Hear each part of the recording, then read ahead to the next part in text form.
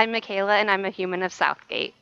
Yeah, give me a little bit about your background, like where you grew up and things like that a little bit. I grew up in York, Nebraska, born and raised till I moved away for college. While I was in York, I attended the First United Methodist Church there. Um, and then for college, I went up to Fremont to Midland University. And then after I graduated, I came to Lincoln. Isn't that a Lutheran school? It is a Lutheran That's what I thought. school, and you would think that they would give you additional money to try to switch you to be a Lutheran, but they don't. What'd you study? I studied business, and I started with psychology and ended up with human services, so it was a mix of psychology and sociology. So when I got to the upper level classes, I got to pick if I wanted the psych class or the sociology class. Oh, wow. Essentially is what it means. But Yeah. So what was your first thing right out of school? Well, initially while I was in college, I worked at the Masonic Home for boys and girls in Fremont. I did some summer internships at Boys Town in Omaha. And then when I graduated, my now husband, fiance at the time, Lucas, was here in Lincoln. So I moved down here and I started working for the state for DHHS with Children and Family Services. So I investigated initial reports of child abuse and neglect for about 5 years. And when I was pregnant with Landon, I moved up to our central office and started to oversee statewide programs. One being alternative response, which is just another way that we respond to the allegations of child abuse and neglect. More family engagement. We call the parents first instead of going out and seeing the kids initially with a report. And then I also do work on substance exposed infants prenatally and how we work with them when we get open cases, or how we can refer those moms or moms and husbands, partners to community partners to stay safe and sober to continue to keep their kids. Yeah. How do you deal with that? It's not as bad as it kind of sounds. I'm not on the front lines anymore with my work, and so that allows me to work with other states and national programs on how they do things. So I feel like my wheels are turning all the time on how do we get that in Nebraska? How can we implement these different things? What new ideas can we come up with to better serve the kids and families? It's a lot of prevention work on what we can do to prevent them from coming into our system. So getting that initial report of child abuse or neglect, or if they do end up in our system, how can we prevent them from getting a subsequent report? There are a lot of families in our communities that get multiple reports or generational. We had their parents and now we have them as parents, and there's a risk, we might have their kids when they become parents. And so how do we stop that generational cycle of abuse or neglect and get the community to really wrap around them so they know where to reach out to when they're struggling instead of becoming involved with the department. We don't make good parents. And we don't want them to become involved in the court system. Juvenile court is not a fast moving machine by any means. And federally, there are timelines that you have to get your kids back within. Otherwise, like termination of parental rights can be filed and things like that. So just really working on how to better advocate for parents and kids and keep the family unit together in their home, because that's where families strive best. How does your faith come in all that? Gosh, I'm a giver. So I don't want to say like I struggle a lot, but I care a lot for the families that we work with, and I want to make sure that they're being served the way that they should be served and cared for. And I think I got that a little bit from just growing up in the church. being able to serve others and take care of others the way that they should be taken care of.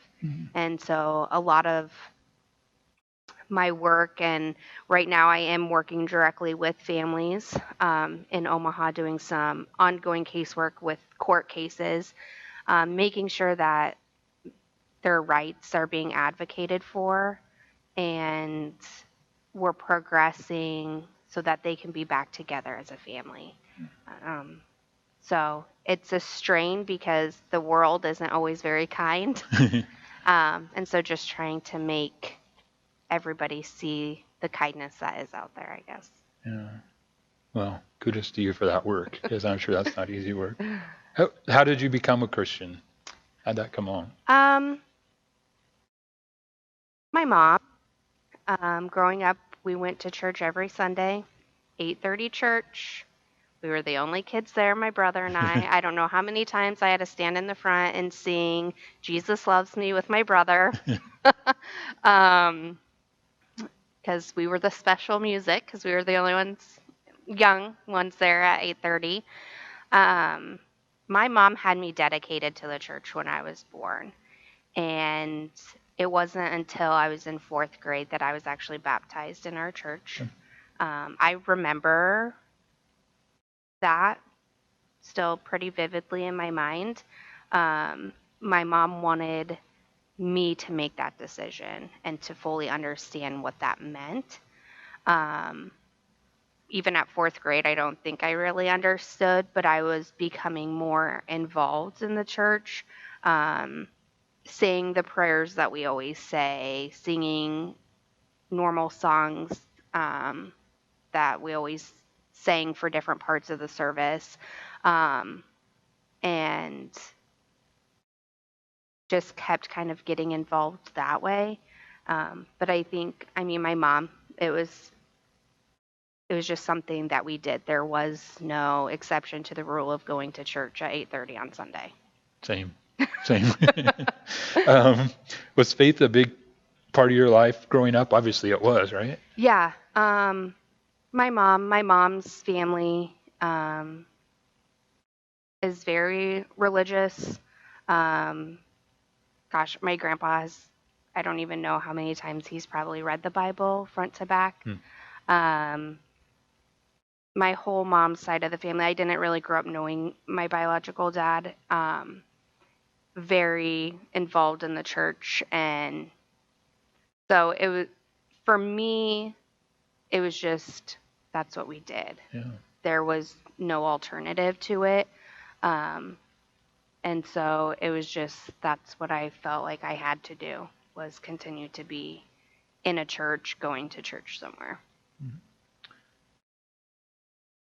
You kind of talked about this a little bit. Do you remember saying yes to Christ at a specific time, or is that relationship something that grew over time? I guess going off that a little bit too, was there a point where you felt like you were pulling away? Yeah. Yeah. Okay. Very much. I felt that. Yeah. So like I was baptized in 4th grade. Like I can tell you, it was a dress. It was white. It had flowers and it had pink on the bottom. Like I fully remember this. I remember getting together in the basement of the church afterwards and getting like little gifts and things like that for being baptized. When I was 14 years old, I was diagnosed with type 1 diabetes. And this is something that, although we don't know 100% if it's hereditary or not, my biological dad also had. And so my mom kind of knew. And at that point in my life, like I really pulled away. Like, why did God give me this? Why am I having to go through this? Poking my finger to test my blood sugar, giving insulin shots, physical activity, playing with my friends, being able to like go to sleepovers became very tricky and stressful, more so for like my mom as a parent. But because I was 14, I had to give my own shots. I had to do everything on my own. And so just that adjustment, I really pulled away and didn't understand. And it wasn't until I was in college and And I remember I was in my dorm room. My roommate at the time had somebody that was pretty involved in the church events around campus. And they were doing like a little Bible study in our room. And so I just joined. And I remember like at that time, like fully accepting like Christ into my heart and us sitting there and like praying and like feeling it. And I think more so as an adult, that was probably like the first time that I felt what it was like to be like a child of Christ. Mm-hmm. Yeah. How did you become acquainted with this church? So I went church shopping for quite a while. My church in York was pretty small, bigger than here though. We had a balcony. um, and I knew that I wanted something smaller. And it still kind of baffles me because I'm a pretty introverted person. I would probably do better more at like a bigger like auditorium church where I could just kind of like sink in. But I think maybe it was looking back like kind of a push from someone, God maybe, to be somewhere smaller that I get asked to do things like this or be involved in different things to help me in my journey. Um, Pastor Stephanie was here at the time, and I just really enjoyed her messages and coming to church, and I could relate um, to what she was saying and how she delivered the message and related it to the year that we were in at the time, and just bringing it back to reality, I guess. And so I just continued to come every Sunday. And then one Sunday she just said, well, do you want to be a member? And I was like, oh, I don't know how that works. And so it just kind of happened from there. And then here we are, and 2 kids later. And then I pulled my husband into coming because I said, I can't bring 2 kids by myself. We're going to have to leave. I can't wrangle them and stuff. And so it just kind of happened. We didn't live super close, but I just Googled Methodist Church. It wasn't something I was looking to necessarily change my beliefs on becoming Catholic or Lutheran or anything else. So, How long ago was that? When did you join? Do you remember? probably 6, 7-ish years ago. It was before I had Landon, so now in my mind everything's like, did it happen before Landon, after Landon, before Kinley, after Kinley? So. Oh. How has your Christian faith helped you in your life? That's a good question. I've had a lot of ups and downs.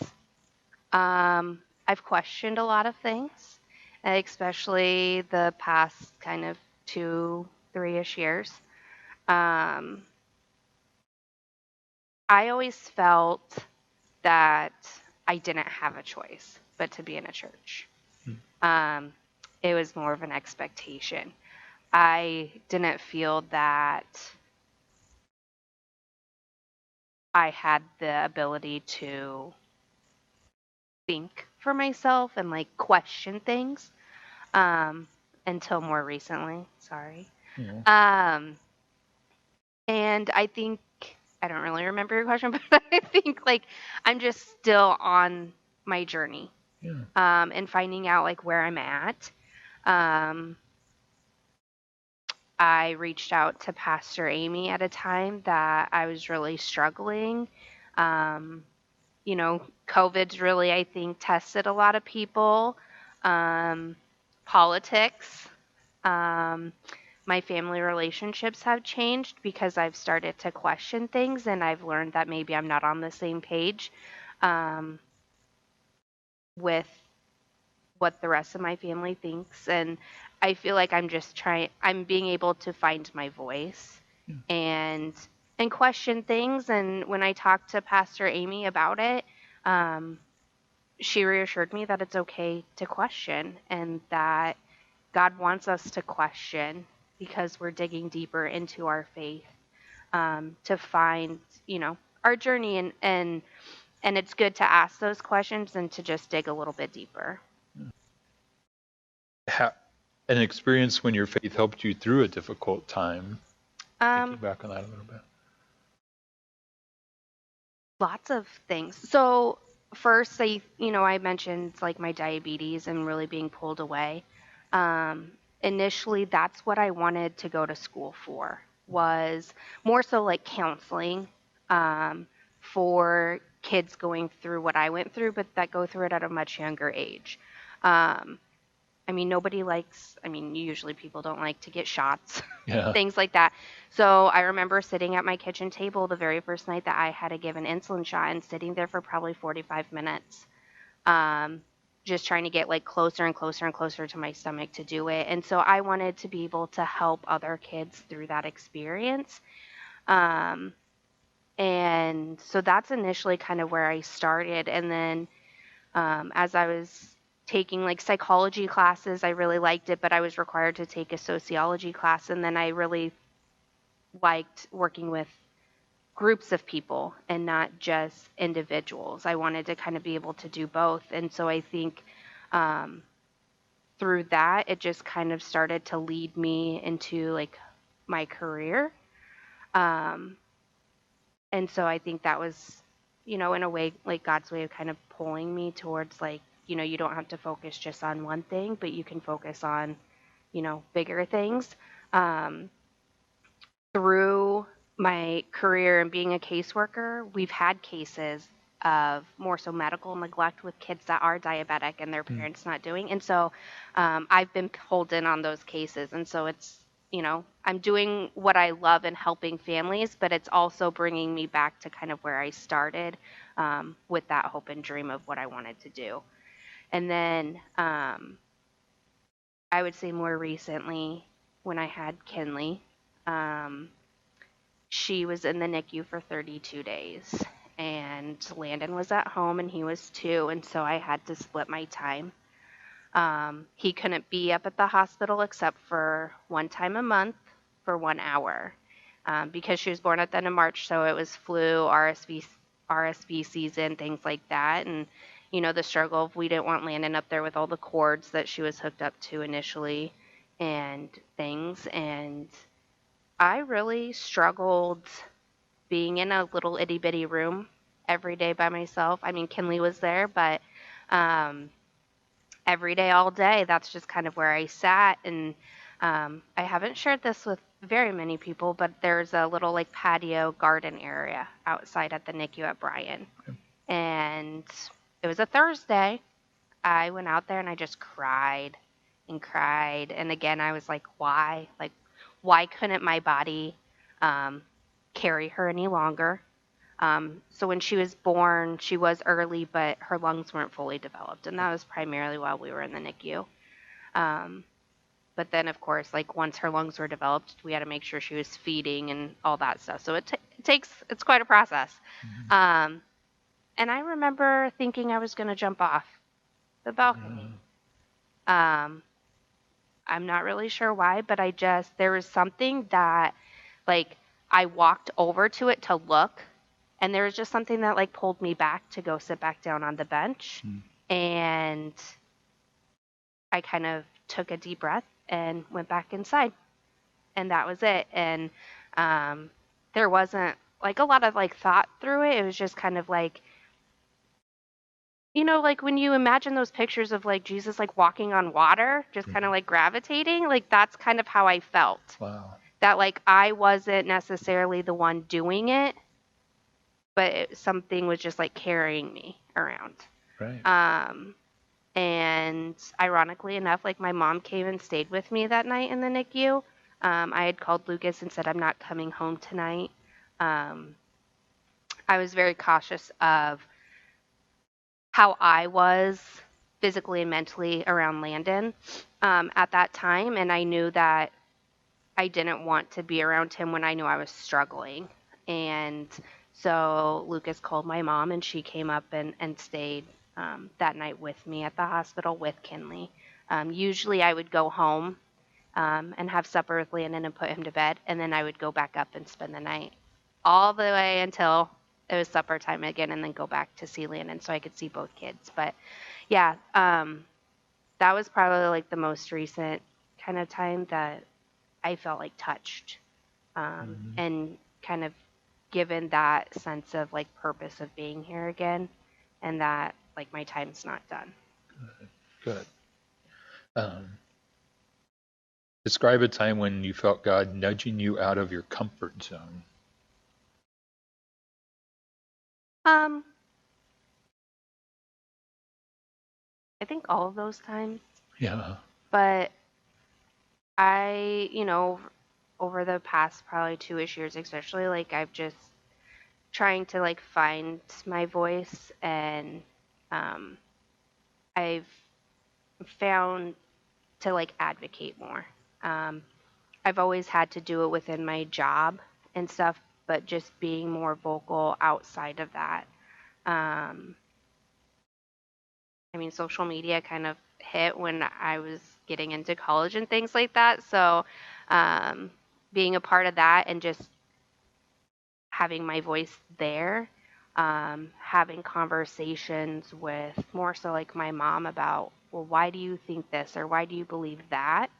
And kind of questioning even her in a way, because those are the questions that I've had for myself that I've tried to um, find answers to, or a path to find answers to. And so I just think I never would have questioned my mom, especially on religion. Um, and, it hasn't always gone great. There's been times that I've hung up the phone because I'm like, this isn't going well. Um, but I, I just feel like, and as I'm getting older as a parent, just helping me with my voice to not be afraid to voice what I believe and what I'm thinking. And I may be wrong, and that's fine, but I'm not going to know that unless I speak it to other people so that we can have a conversation about it. Great. Have you had doubts about what you were taught in the Bible? Oh, for sure. For sure. And what did you do when you started questioning that a little bit? Um, I don't know if I emailed Pastor Amy or something, and I was like, "Can you talk to me today?" She gave me some book recommendations, and on my drive here today, I was like, I should have grabbed that book because I have it, and I don't remember what it was. Um, I posted about it on Facebook though. When I what was it? Oh Inspired, yeah, I've read yes, that. Yeah, yeah. yeah. And for me, I you can find good and bad in the Bible. It depends where you look and how you interpret it. Right, interpretation. Yeah. And it just like, I almost felt not like dumb, but like a light went off when I was reading it, because I was like, well, duh. Like, I remember Sunday school classes like talking about it, and it's like, there is good and there is bad, and, you know, just how you interpret it, and how you really have to look at, who's speaking at that time and who they're speaking to and the point that they're trying to get across. And What was the so, thing you questioned? um, Or I mean, I'm sure there was more, but was oh there yeah, a like specific you? just everything, good and bad. Like, um, gosh, I don't even like fully like remember the details, but just I think at that time a lot of it was around election time, and um,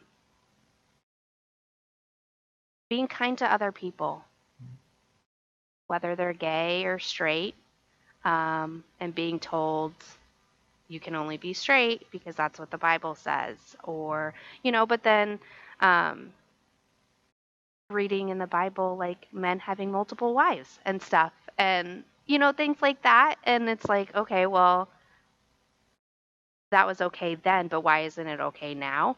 And being told, well, we don't really follow the Old Testament. We just follow like the New Testament. I'm like, well, why? Like, who said that? Mm-hmm. Um, like who's telling me I have to follow one or the other and things like that. So it was very much trying to find like how does my trying to like collide my everyday life, things that I'm sure it's not really, I don't think, talked about like in the Bible, but like politics. I mean, it is later on with kings and stuff like that, but how that meshes with our faith Mm-hmm. and how we get to what we believe. Um, and so it was a lot of that. Like, if this is how I think, this is what I believe is right, how does that intertwine with my faith, or are they colliding? Mm-hmm. And how do I bridge that barrier? Like, what do which way do I follow? Or, When you're questioning so much. yeah. Yeah. I think I really even kind of questioned, like, going to heaven. And I questioned how there are so many different religions and versions of the Bible, and how, you know, I'll probably get this wrong. Like Catholics have like extra books, I think. But like Mm-hmm. but we don't. Like, how are we all following the same book like in general, but such different views? Interpretations. Yeah. And that I really struggled with. And I mean, still to this day I kind of struggle with. Um Part of my family is Catholic, and um I've had to kind of learn to just kind of not bring certain things up because we see it different. And I've just kind of learned to question things and be okay with questioning things, because it's good to question. We shouldn't just follow what our parents told us. If something comes up, like, ask why. I don't, sometimes I don't, it's not that my parents never told me I couldn't ask why. It was just nothing that was ever kind of, I didn't question it. So, So how do you respond when your kids ask you why? um, that's a big part of it. I'm glad you asked that. Um, because mom says, depending on what it is, why can't I have a sucker? Because mom said, we're going to eat supper. Exactly. Um, I try, and I think Lucas and I are very good on this. Like, we really try to explain to them. And I don't want to necessarily push my faith onto them, um, in a way that they feel that they can't explore other options. I want them to have a genuine relationship with the church and with God. I don't want it to be something that they feel I pressured them into and they didn't have a choice. Of course, I want them to be like me and have the same thoughts and views and things like that. But if they, grow up and they decide that they want to explore another religion or other things like that, like, I want to be supportive of them in their journey to find what they truly feel and believe. And, I think being in the church and listening to messages from whoever in the Bible said it, like, your path will, come upon you, and it'll lead you to where you need to go. And, there's always forks in the road, and I feel like there's time for you to explore other options, but, that right path will always be there for you. Have you ever felt the Holy Spirit calling you to do something big? I don't know. I think maybe just like life. Um, big enough, isn't Yeah. it? Maybe being a mom, Mhm. um,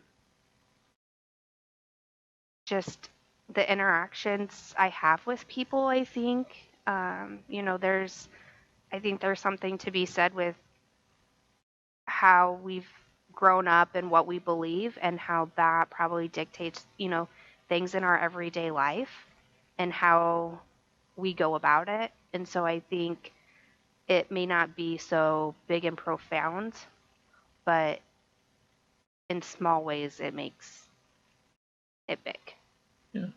because it makes us who we are. Um, and I think just my giving spirit um, is big enough. Yeah, no kidding. So I guess my last question is like, when you look at it and you're like, so what's your story? What's your why? You think about that? I feel like you do. Yeah. Yeah. Um, you know, there's clearly something bigger than us. Um, I think I'm still figuring out my why. There's still a little bit of like, this was how I was raised. Um, but there's something that's clearly like bringing me back and not pulling me away. I mean, obviously, I know that like I could be a better Christian in many ways in my life, coming to church more often, things like that instead of sleeping in or playing with my kids at home and just being like, that's fine, we'll just sit in our pajamas all day. Because that's fun too. Hmm. Hmm. uh, so I think every day is kind of a why. And still trying to, figure it out maybe. And maybe it won't be something I know until I do make it to heaven. And then it'll all make sense as to why I did what I did and who I am. And that will kind of be the final piece to the puzzle.